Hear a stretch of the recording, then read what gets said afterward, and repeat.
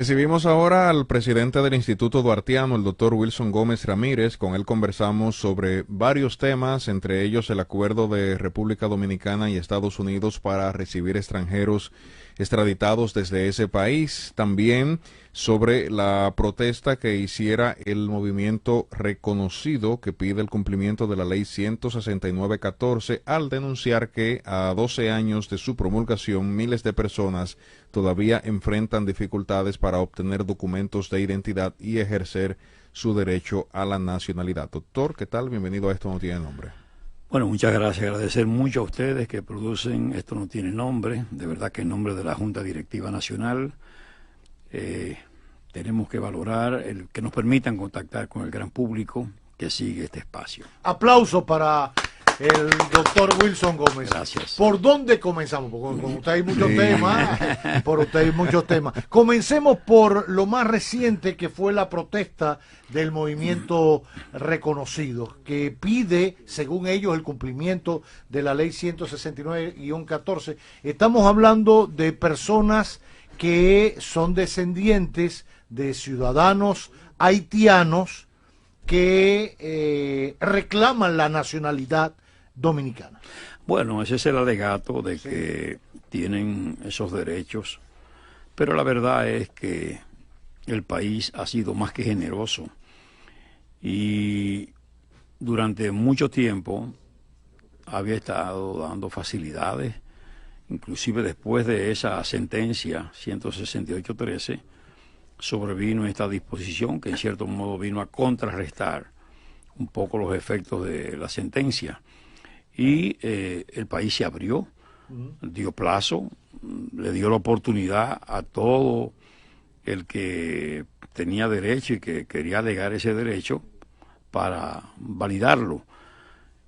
Nosotros en particular somos testigos de excepción de muchísimas irregularidades a partir de declaraciones complacientes que se formularon. Hubo también mucha falsificación documental en medio de ese proceso y el país cumplió, religiosamente cumplió con ese esfuerzo, y yo diría que esa generosidad que auspició el presidente Medina en su momento y que sin duda le dio la nacionalidad dominicana a muchísima gente que en verdad no reunía los atributos ni las exigencias para obtenerla. De hecho, hay un privilegio que se ha establecido en favor de los haitianos. Aquí cualquier extranjero que no sea haitiano ha tenido que librar un proceso intrincado, difícil, de muchas exigencias para conseguir la nacionalidad. No solo los pasos previos, ¿verdad?, que se utilizan frecuentemente, de una residencia provisional, de una residencia definitiva, etcétera, sino que además los haitianos, se saltan la exigencia de aportar un garante, ¿verdad?, solvente, que pueda responder por ello para que no se constituyan en una carga para el Estado. Ellos no cumplen con nada de eso, al contrario. Aquí hay muchísimos y millones, podemos decir, haitianos que están irregularmente en el territorio nacional, que todavía son un número muy significativo y preocupante por todo lo que está ocurriendo. Nosotros no tenemos problemas con ningún otro extranjero. El problema es esa masa que ha desbordado la capacidad de los dominicanos para tener en su territorio tantas personas desprovistas de documentación y que además asumen muchas veces comportamientos que no van acorde con lo que exige cualquier país para mantener en su territorio a extranjeros. Una manifestación como esta en el pasado pondría a mucha gente de cabeza, porque República Dominicana tradicionalmente ha sido muy cuestionada en escenarios internacionales por el tema migratorio. Yo recuerdo incluso que en algún momento el presidente de la República, Luis Abinader, hasta llegó a hablar del Partido Demócrata en específico, sobre la política migratoria que se aplicaba aquí en República Dominicana. Actualmente, ¿cómo andan las presiones extranjeras para con nuestro país, ¿ha disminuido en el gobierno republicano? Mire, los organismos internacionales, ¿verdad? Como el regional, que es la OEA, o el mundial, que es la ONU, y sus estamentos, ¿verdad? Sus órganos, que son muchos, han mantenido de manera sistemática una campaña contra el país. A nosotros nos han vendido fuera del territorio nacional como propiciadores de apatridia, xenófobos, discriminadores, que hacemos persecuciones contra las personas por simplemente no ser de otro color. Y entonces, bueno, todo eso se ha vendido sin que haya una especie de contrapartida del país en una ofensiva diplomática para edificar al mundo respecto de esa mentira. De ahí vino el problema con la Corte Interamericana de Derechos Humanos, porque la Corte estaba predispuesta, dado el hecho de que se había hecho esta campaña tan sistemática y tan mantenida en el tiempo, que hasta mucha gente cree que nosotros somos una población blanca. Eso se cree, en Europa inclusive en algunos puntos, lo que no es cierto. Es decir, la República Dominicana no tiene ni ha tenido nunca esos prejuicios. El mismo Duarte se proclama una persona que asume todas las razas y de alguna manera se expresa y se pronuncia a favor de la unidad de razas. La Constitución Dominicana nunca ha hecho una discriminación, ni mucho menos, contrario a la Constitución haitiana, que, como se sabe, sistemáticamente mantuvo un precepto, un artículo claro en contra de los blancos. Es más, los dominicanos, parte de lo que sufrimos durante la ocupación militar haitiana de 1822 a 1844 fue precisamente que los dominicanos no podían, primero, no podían ocupar cargos públicos. En segundo lugar, no podían tener derecho de propiedad inmobiliaria. En tercer lugar, no podían hacer el culto de su fe, es decir, no podían ejercer su religión católica y otras restricciones, ¿verdad?, orientadas de alguna manera a expresar de manera muy viva la discriminación. Mientras eso hicieron los haitianos, los dominicanos, primero que nunca hicimos ni tomamos ninguna ofensiva contra Haití. No se registra un acontecimiento, un hecho histórico, sí, ante tantas batallas y combates que se produjeron, sí, donde la República Dominicana tomara iniciativa. Siempre fue un esfuerzo defensivo. Defensa. Todavía hoy, y ustedes lo saben, que recientemente ese desvío del curso de Río Dajabón, eso fue una realidad. Sí. Y fue una iniciativa de los haitianos. La República Dominicana evitó una confrontación pese a lo que constituyó esto, que fue más que una provocación, ¿verdad? Entonces, en definitiva, los dominicanos hemos estado siempre al lado del respeto a los derechos fundamentales. No digo que en momentos determinados no puede haber un caso aislado o casos aislados, pero no es una política, ni tampoco nosotros discriminamos en ningún caso y en ningún momento a las personas por asuntos de raza, de color, de religión, ni de ningún credo, ¿verdad? Nosotros, claro, hemos tenido que permanentemente estar a la defensiva porque Amnistía todavía recientemente se manifiesta y sigue diciendo que aquí se discrimina y que los dominicanos practicamos la xenofobia, ¿verdad? La apatridia en el caso de Haití ya no hablan tanto de eso porque se ha demostrado hasta la saciedad que jurídicamente no es posible apatridia con respecto a Haití, dado el hecho de que su constitución al súbdito de ese país le otorga su nacionalidad en cualquier circunstancia y donde quiera que esté. Ya eso ha minorado, pero se sigue haciendo esfuerzo por presentarnos a nosotros como realmente discriminadores, que queremos establecer un apartheid en el Caribe. Todo eso se dice frecuentemente. Ahora, doctor, la otra parte, bueno, usted decía que nos ha faltado un poco históricamente, ¿no? Ofensiva diplomática, sí, para fijar nuestras posiciones, y de alguna manera se han comenzado a dar pasos. Lo que sí siempre yo he escuchado y he sido testigo en la mayoría de los discursos de los presidentes dominicanos ante la Asamblea General de la ONU es colar y poner y subrayar el tema haitiano y la preocupación y la necesidad de que el mundo se preocupe y ocupe por la nación más pobre de este continente. Correcto. Y una de las más pobres del mundo. Y el mundo siempre le ha dado la espalda a Haití, haciéndonos responsables por compartir una isla. Y hemos asumido la responsabilidad hasta donde nos toca, porque no podemos... yo pienso que como buenos cristianos compartimos el pan y lo que tenemos, pero todo también tiene su límite, claro, como humanos. Ahora, no obstante a eso, ha habido iniciativas, y me gustaría saber su opinión, desde la propia política de repatriación que se ha hecho. Yo particularmente, que trabajo en esto de noticias, no sé usted allá si ha recibido quejas o denuncias o opiniones, pero nadie ha vuelto a presentar un video de la camiona, ni de maltrato, ni de cosas, y ha habido, y la Dirección General de Migración, yo he visto todos los días, manda un reporte de las personas que van devolviendo a su país de origen.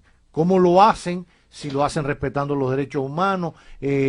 Si fuera una cosa tan grotesca, usted puede estar seguro que es titular, claro, en los periódicos. Claro. Pero hablo de eso, para hablar de manera general. Si vemos la política nuestra respecto a Haití, esto pasando por ir posicionando el tema en el mundo, ir reclamándole al mundo la ayuda para enfrentar las pandillas en Haití. De hecho, que el Consejo de Seguridad, y lo han dicho varios presidentes y representantes de ONU, que se haya aprobado la última resolución para crear esta estructura y enfrentar directamente las pandillas, se debe mucho a la República Dominicana. Pero ha habido también otras cosas, que si el dinero que se dio, que si debíamos haberlo dado, etcétera. Su opinión, viéndolo en el contexto general. Bueno, fíjese, ciertamente los gobiernos dominicanos han coincidido en ese reclamo. Yo creo que hay que reconocer que el presidente actual, el licenciado Abinader, ha hecho un esfuerzo en ese orden y no ha perdido la oportunidad de participar en un evento internacional donde no haya hecho el reclamo. Ahora, esa es una actuación prácticamente en legítima defensa. Es que, de hecho, es comparable con el vecino que está en llamas la casa, y entonces uno, por dos razones: número uno, uno quiere salvar al vecino, y también que el fuego no se propague de este lado, ¿verdad? Entonces, eso, así ha actuado el Estado Dominicano. Ahora, en cuanto a las políticas de repatriación, no ha sido un esfuerzo sistemático.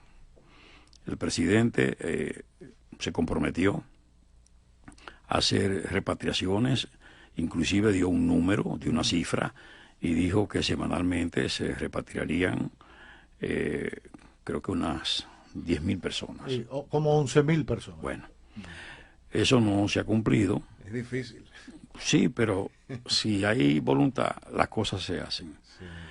En orden, como se ha estado haciendo, porque indudablemente que ha habido un esfuerzo orientado a respetar el debido proceso, los derechos fundamentales y la seguridad. No hay duda. Ahora, la política puesta en práctica tiene que encontrar también una acción orientada, ¿verdad?, a una solución de permanencia, porque el problema de Haití lo vamos a tener siempre.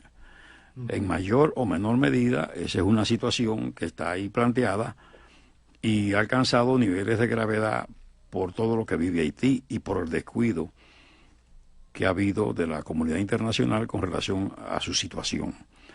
Ahora, nosotros tenemos que pensar en políticas de permanencia. Yo digo, bueno, Si nosotros tenemos un modelo de hace más de 50 años, que es San Isidro, el militar que está en una vivienda, la vivienda del Estado, está ahí con su familia, tiene la facilidad educativa, tiene la facilidad deportiva, tiene la facilidad de salud.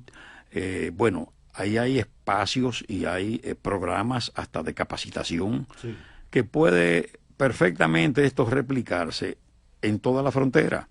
¿Qué le cuesta al Estado, verdad, hacer un complejo habitacional para que el militar esté ahí dignamente con su familia, que viva allí en tanto y cuanto ocupe la posición en frontera, porque eso es del Estado, quedaría al Estado permanentemente, y además eso ofrecería que haya la posibilidad de que el Estado vigile, controle a ese militar, tiene detalles de cuál es su comportamiento con su familia, de con quién se junta, qué hace, cómo se maneja, etcétera, etcétera. Ese militar, con esos incentivos, ¿verdad?, se sentiría en el deber de asumir el mejor comportamiento, porque de no hacerlo lo perdería todo.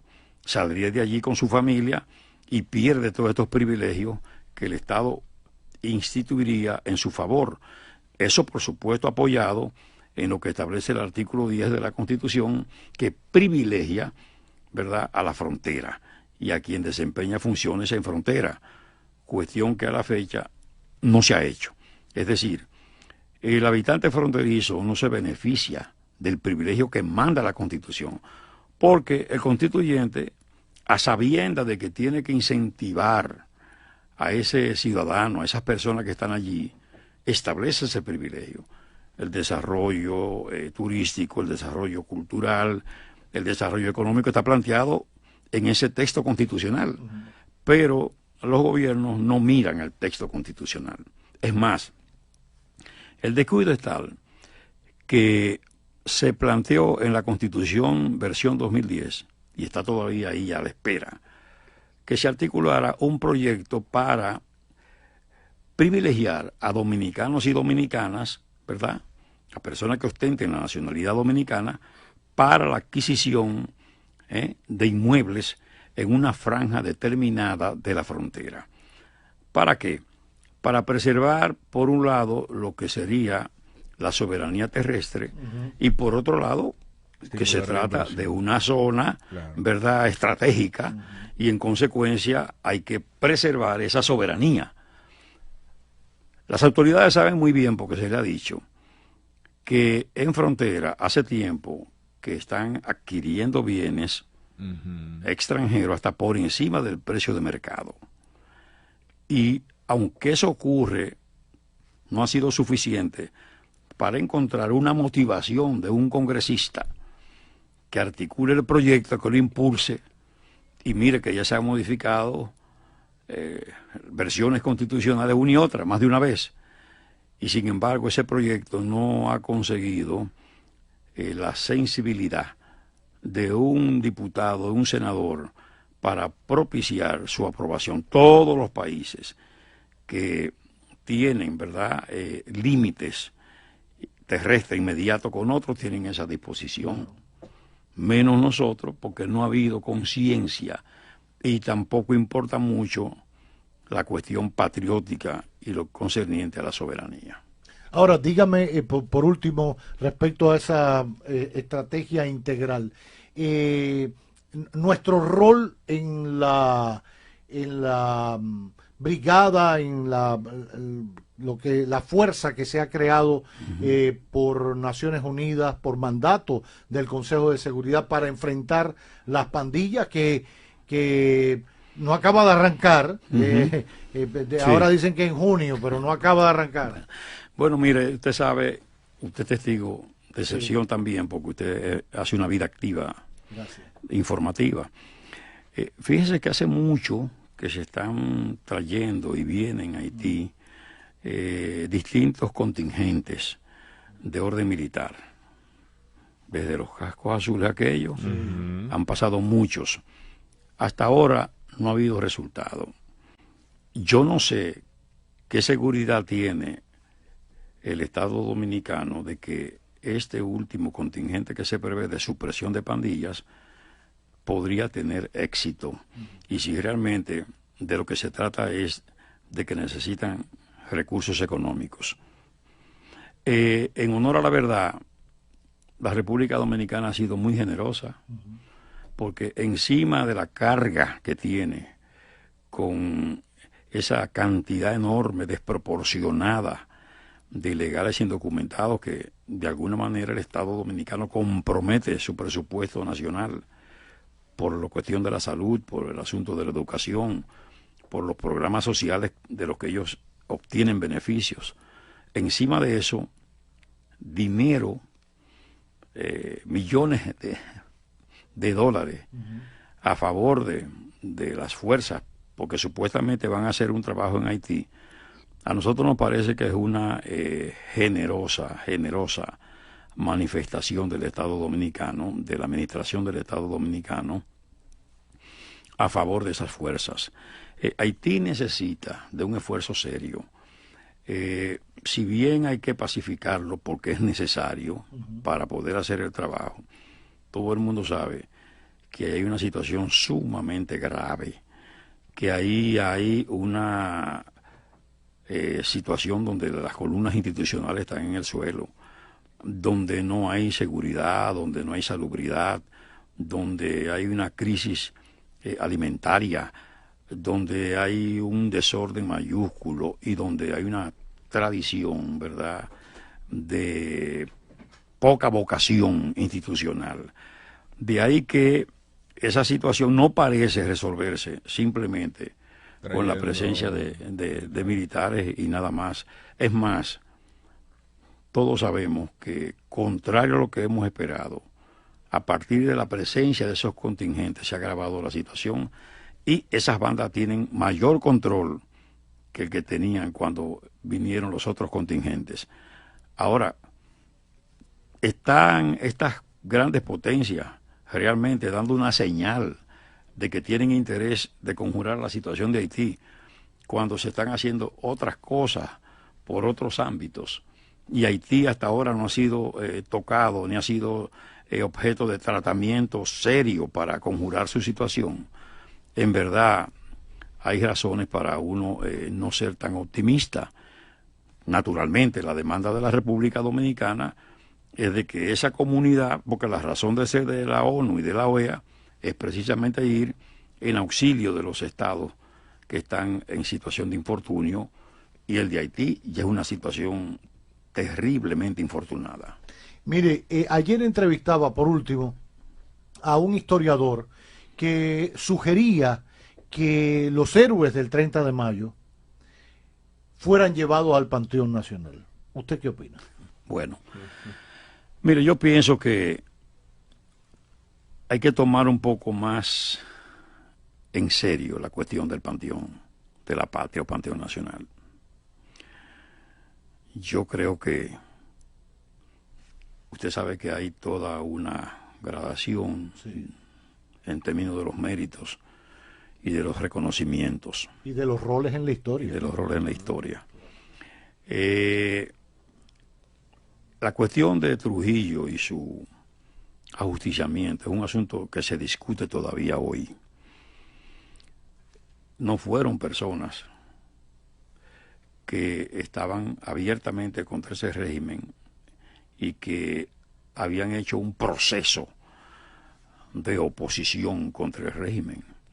A Trujillo lo ejecutan gente que estaba al servicio de la tiranía y que en un momento dado, por haberlos afectado de manera directa, reaccionan. Esa es la verdad. Esa es la verdad. O sea, no había un razonamiento ideológico ni patriótico. Ni patriótico. No lo había, no lo hubo antes. Fueron otros los que lucharon y que perdieron la vida. Exacto. Entonces esos otros, inclusive, que perdieron la vida, no están en el Panteón de la Patria, en el Panteón Nacional. Y habría que ver los méritos de cada quien, porque hace tiempo que aquí se están repartiendo generosamente los méritos. Y yo pienso que ahí está la historia. Hay tantas personas merecedoras de luchas extraordinarias que no son ni siquiera conocidas por la población. Así que yo creo que el Panteón de la Patria tiene sus límites, inclusive, en espacio físico. Pequeñito. Ahí hay que saber a quién se lleva. Yo entiendo que eso no es así, eso no puede seguir siendo un destino, ¿verdad?, para todos. Hay límites y hay los merecimientos, porque desde la época de Lilis, que dijo los tres, Sí. venimos arrastrando esa situación de no, en el mejor sentido de la palabra, de no hacer un proceso de discriminación, de ver realmente, Bien. de poner en De balanza, sopesar. ¿verdad?, los méritos, ¿verdad?, de cada quien para ver si alcanza lo que es la exigencia para llegar allí. Porque usted no cree que debamos tener tres padres de la patria. Bueno, mire, eso es una realidad. Sí. Exacto. Ya nosotros no podemos hacer nada, pero en su momento debió valorarse los aportes de cada uno de los prohombres. El liderazgo de cada uno. No solo los aportes, pues yo le voy a Claro. decir una cosa. Es que Duarte, primero el de la idea, Claro. Y puso todo su... pero el de la acción, Sí. Mella. el de la acción, no. Sánchez. Es que Duarte, no. Pero es que Duarte es el primer militar de carrera. Duarte tuvo 9 años en la Guardia Nacional. Hay gente que duda de la parte militar de Duarte. No lo puede dudar porque que eso está ahí Sí. documentado. Es que Duarte en la Guardia Nacional Haitiana fueron 9 años. Entró como cabo, se Ok. promovió a capitán. Como capitán fue que hizo la gran lucha para sacar los remanentes de Juan Pedro Boyer del territorio. Pero además, él estuvo en la dirección del Ejército Expedicionario del Sur, conjuntamente con Santana, en Sabanagüey y Baní. Y lo saca, ¿quiénes lo sacan? Los que eran partidarios del protectorado. Se trata de un grupo de gente que saca a Duarte de ahí cuando entra en contradicción con Santana porque él quería una ofensiva y Santana se resistía. Y entonces cuando él se dirige a la Junta Central Gubernativa, entonces lo llaman con su Estado Mayor a Santo Domingo. Pero Duarte comandó a Santo Domingo. Él fue un militar acabado, ¿eh? Que no solamente es el ideólogo. No, un militar más preparado que Santana inclusive, Ya. porque Santana le llevaba 14 años y no había hecho la carrera militar que había hecho Duarte. Lo que pasa es que a Duarte, dado el hecho de que han predominado los tiranos en la historia nuestra, lo minimizaron y lo ocultaron. Lo sacaron. Y nos presentaron un Duarte más próximo a la poesía Sí. que a la acción armada. Ahora, precisamente hoy, Qué bueno que lo diga. hoy 26 de mayo, hay una efeméride trascendente, que es cuando Duarte se rebela contra los partidarios del protectorado que querían ceder la península y bahía de Samaná a Francia de por vida, Sí. y Duarte se rebela. ¿Y sabe qué? El 9 de junio siguiente, dio un golpe de Estado, depuso a la Junta Central Gubernativa y puso a Sánchez en la presidencia de la Junta. Esos capítulos no son objeto de tratamiento en la escuela nuestra. No. ¿Entiende? Pero no hay duda de que Duarte fue un hombre de armas a tomar, De acción. de acción. Y eso lo han querido ocultar. Pero Duarte además nos dio el nombre de República Dominicana en su juramento. Nos dio la bandera nacional que tenemos y la describió como pabellón tricolor en cuartos encarnado y azul atravesado por la Cruz Blanca. Dijo, el futuro Estado tendrá su correspondiente escudo de armas que apareció en el mismo 1844.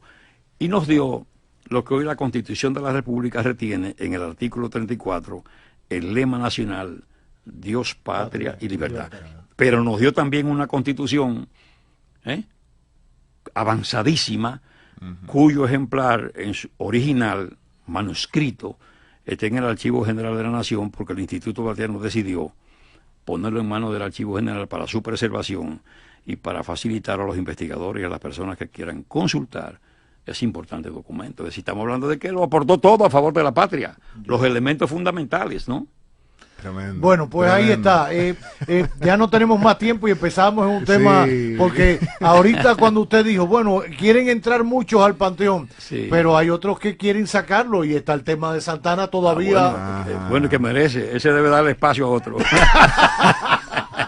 ¿Verdad? El doctor Wilson Gómez Ramírez, Sí. presidente del Instituto Duartiano. Un privilegio tenerlo en este magazine. Usted sabe por qué hay que sacarlo. ¿Por qué? Porque eso no tiene nombre.